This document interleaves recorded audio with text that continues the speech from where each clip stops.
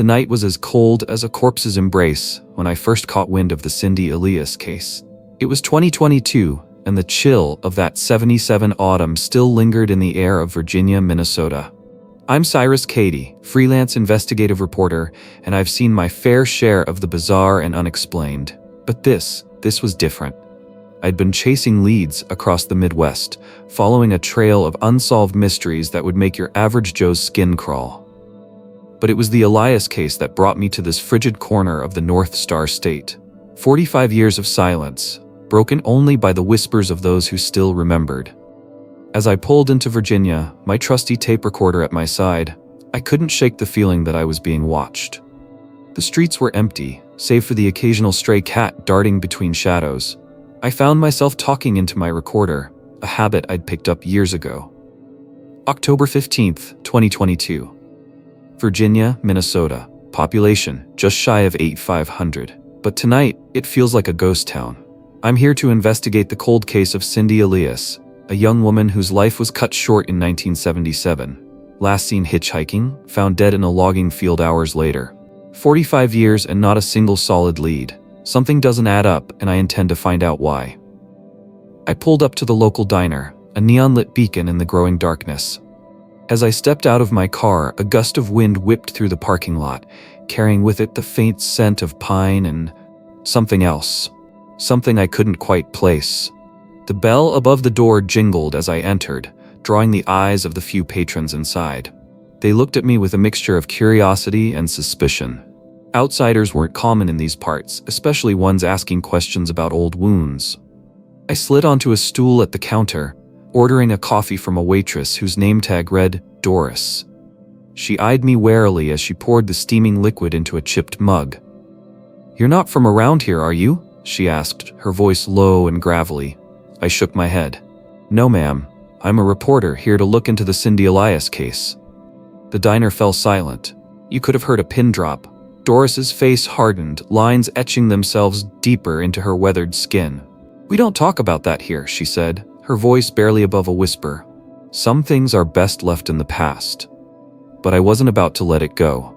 I'd come too far, and my gut told me there was more to this story than met the eye. "I understand," I said, trying to keep my voice level. "But surely after all these years, someone must want answers. For Cindy's sake, if nothing else." Doris glanced around the diner, then leaned in close. "Meet me out back in 10 minutes, and for God's sake, don't tell anyone I spoke to you." I nodded, my heart racing. This was it. The first crack in the wall of silence that had surrounded this case for nearly half a century. 10 minutes later, I stood in the alley behind the diner, the cold biting through my coat. Doris appeared, a cigarette dangling from her lips. "I was there that night," she said, her voice shaking. "I saw Cindy get into that truck. I've carried that secret for 45 years. My recorder whirred softly in my pocket as I pressed her for details. The truck, she said, was an old Ford, rusted and dented. The driver, a man with a beard and a scar across his left cheek. But that's not the strangest part, Doris continued, her eyes darting nervously. The next day, when they found her body, it wasn't human anymore. I felt a chill run down my spine that had nothing to do with the cold. What do you mean, not human? Doris took a long drag on her cigarette, her hand trembling. Her eyes, they were all wrong. Black as coal, with no whites showing. And her skin, it was like tree bark. I tried to keep my voice steady as I asked, "Did you tell the police?" She laughed bitterly. Who'd believe me? Besides, the body they buried, it wasn't the same one they found in that field.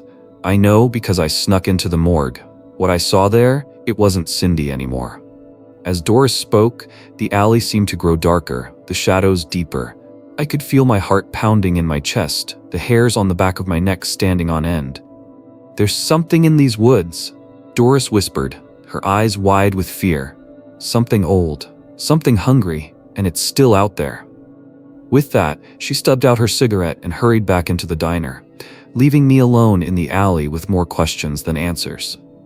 I spent the next few days digging deeper, talking to anyone who would listen.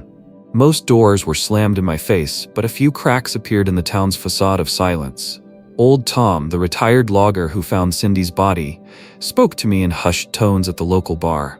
"I've been in these woods all my life," he said, his roomy eyes fixed on something I couldn't see. But that day, the trees were wrong. They were watching us. I pressed him for more details, but he clammed up, muttering something about the old ones, before shuffling away. As the days wore on, I found myself growing more paranoid. Shadows seemed to move when I wasn't looking directly at them. The wind in the trees sounded like whispers, just on the edge of comprehension. It was on the 5th night of my investigation that things took a turn for the truly bizarre. I was driving back to my motel after a fruitless day of interviews when my car suddenly sputtered and died. I coasted to the side of the road, right at the edge of the forest where Cindy's body had been found all those years ago. As I popped the hood and peered into the engine, I heard a sound that made my blood run cold. A low, guttural growl, unlike anything I'd ever heard before. I spun around, my flashlight beam cutting through the darkness. There, at the edge of the trees, I saw a figure. It was roughly human-shaped, but wrong. Its limbs were too long, its movements too fluid, and its eyes... God, its eyes were exactly as Doris had described, black as pitch, with no whites showing. I fumbled for my recorder, my hands shaking so badly I could barely press the button. October 20th, 2022, I gasped into the microphone. I'm on Highway 53, just outside Virginia. There's something here. Something. Not human. The creature took a step forward, and I could see now that its skin was indeed like bark, rough and gnarled. It opened its mouth, revealing rows of sharp wooden teeth. And then it spoke. "Cyrus Kade," it said, its voice like rustling leaves and creaking branches. "We've been waiting for you." I stumbled backward, my heart threatening to burst from my chest. What are you?" I managed to choke out. The thing tilted its head, an eerily human gesture from such an inhuman form. "We are the forest," it said. "We are the old ones, and we are hungry." In that moment, I understood. The missing hitchhikers over the years, the strange sightings in the woods, the inexplicable fear that gripped this town, it all made a terrible kind of sense. I turned to run, but my feet wouldn't move. I looked down to see roots bursting from the earth, wrapping around my ankles. The creature advanced, its wooden fingers reaching for me. "Your story ends here, Cyrus Kade," it said. "But don't worry, you'll be part of a new one. Our story, the story of the forest." As the roots crept higher, as the creature's cold wooden hands grasped my shoulders, I spoke one last time into my recorder. "If anyone finds this, run. Run far from Virginia, Minnesota. The forest, it's alive and it's hungry." The last thing I saw before the darkness took me was the creature's face, splitting into a grin that was more fracture than smile. And I realized, with a horror that transcended fear, that I was looking at Cindy Elias, or what was left of her after 45 years in the embrace of the forest. My name is Cyrus Kade, and this is my last report. The story I came to uncover was far more terrifying than I could have imagined. The Cindy Elias case wasn't just an unsolved murder. It was the tip of an iceberg of horror that stretched back centuries.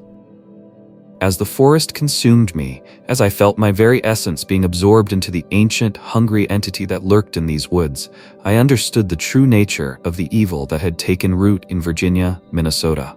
The creature. No, the creatures. For I now saw that there were many of them, all around me, were not of this world. They were something older, something that had existed long before humans walked the earth. They were the spirit of the forest given form, twisted and corrupted by an insatiable hunger for life.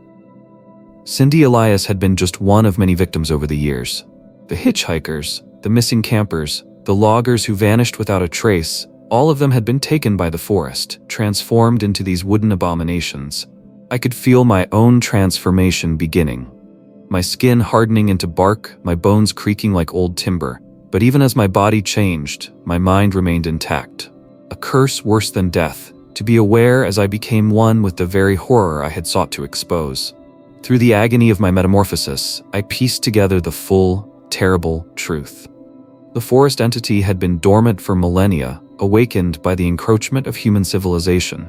It had started small, taking a hiker here, a camper there, but as it grew stronger, its appetite grew as well. Cindy Elias had been a turning point. Her disappearance had drawn attention, forced the entity to become more cautious. It had manipulated the town, using fear and whispered threats to keep the locals silent. Those who spoke out, found themselves or their loved ones joining the ranks of the missing. And now, as I felt the last vestiges of my humanity slipping away, I realized the true horror of my situation. I wasn't just being transformed, I was being assimilated. My memories, my skills, my very essence was being absorbed into the collective consciousness of the forest entity. I saw flashes of its plan, a plan that had been centuries in the making. Virginia was just the beginning. The entity was spreading, sending out roots and tendrils to other forests, other towns. It was patient, but its hunger was infinite. As my transformation neared completion, I made one last, desperate attempt to warn the world. With the last of my human strength, I pressed the send button on my phone, hoping against hope that my notes, my recordings, would reach someone who could stop this before it was too late. But even as I felt the data streaming out into the ether, I knew it was futile. The forest entity was too strong, too ancient. It had been here long before us, and it would be here long after. My last human thought, before I fully joined the collective consciousness of the forest, was a plea to anyone who might hear my story. Beware the woods. Beware the shadows between the trees. For in the forest of Virginia, Minnesota, and perhaps in forests all over the world, something ancient and hungry is awakening. And it will not rest until all of humanity has been consumed, transformed into the very thing they once feared. And then, with a final terrible clarity, I understood the true nature of my fate. I was no longer Cyrus Kade, investigative reporter. I was now a part of something vast and incomprehensible, a single leaf on an ancient, malevolent tree that stretched across time and space. The forest was alive, and I was now a part of it, forever. As my consciousness expanded, merging with the entity, I saw visions of past victims.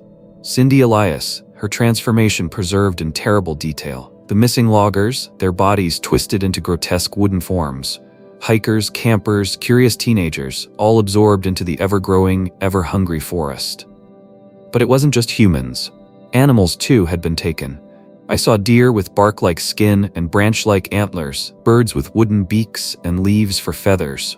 The entire ecosystem of the forest had been corrupted, turned into a mockery of nature that served only to feed the insatiable appetite of the entity. And yet, even as I became one with this horror, I realized that my human perspective had been limited. The forest entity didn't see itself as evil. It was simply following its nature, expanding and consuming as all living things do. We humans were no different, really. We just operated on a smaller scale. But that realization brought no comfort, because I also understood that the entity had no intention of stopping. It would continue to grow, to spread, to consume. Towns would disappear, swallowed by suddenly expanding forests. Cities would find themselves besieged by trees that moved in the night, by shadows that had teeth and claws. And who would believe it? Who would accept that the very forests they had sought to protect were now turning against them? By the time the world realized the truth, it would be far too late. I tried to hold on to my identity, to remember who I was. Cyrus Kade, investigative reporter, seeker of truth. But those concepts began to feel meaningless in the face of the vast ancient consciousness I was now a part of. Time lost all meaning. I could have been part of the forest for days, years, or centuries. I saw cycles of growth and decay, felt the slow pulse of sap through wooden veins, and always, there was the hunger. New victims came. I felt them being absorbed, their terror and confusion adding new flavors to the entity's consciousness. I wanted to warn them, to tell them to run, but I no longer had a voice. I was the rustle of leaves, the creak of branches. I was the shadow that flitted at the edge of vision, the unexplained movement in the undergrowth. And still, the entity grew. Its roots stretched deeper, its influence spread wider. I saw its tendrils reaching out to other forests, creating a vast network of corruption that spanned continents. The world was changing, and humanity was blind to the threat that lurked in their own backyards. But even as I despaired, I felt something else. A spark of resistance. Not from me. I was too far gone. But from others who had been taken. Cindy Elias, her consciousness still intact after all these years. The old logger who had found her body. Doris from the diner. All of them, and countless others, fighting against the overwhelming force of the entity's will. It wasn't much, a whisper of defiance in a howling storm of hunger. But it was something. and as I felt it grow, I realized that perhaps all was not lost. Perhaps, somewhere out there, someone would hear our silent screams. Someone would piece together the clues, would see the pattern in the missing persons reports and the unexplained phenomena. Someone would finish the investigation I had started. As this thought formed, I felt the entity's attention turn to me. It had been aware of my consciousness, of course, but now it focused on me with terrifying intensity. I felt it probing my memories, searching for any trace of the message I had sent before my transformation. And in that moment, I made a choice. With every ounce of will I had left, I focused on a single thought. The truth is out there. Someone will find it.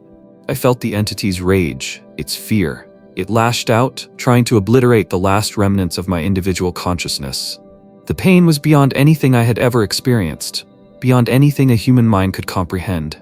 But I held on. Even as I felt myself being torn apart, scattered to every corner of the vast forest consciousness, I clung to that one thought. The truth would be found. The story would be told. And then, in a final burst of agony and defiance, I let go. My last conscious thought was a hope. A hope that somewhere, someone would pick up where I left off. That they would uncover the truth about Virginia, Minnesota, and the ancient, hungry evil that lurked in its forests. My name was Cyrus Kade. I was an investigative reporter. And this is my final story. The forest grows, the shadows lengthen, and in the whisper of the wind through the trees, if you listen very carefully, you might just hear a warning. Beware the woods, for in the forest, something waits, something watches, something hungers, and it's spreading. Thanks for joining us in the shadows tonight. If you enjoyed these chilling tales, don't forget to hit that like button and subscribe for more spine-tingling stories every week. Have you got a story of your own? Share it in the comments below. We love hearing from you. And remember, the darkness holds many secrets. Are you brave enough to uncover them? Until next time, keep your lights on and your doors locked. Sweet nightmares.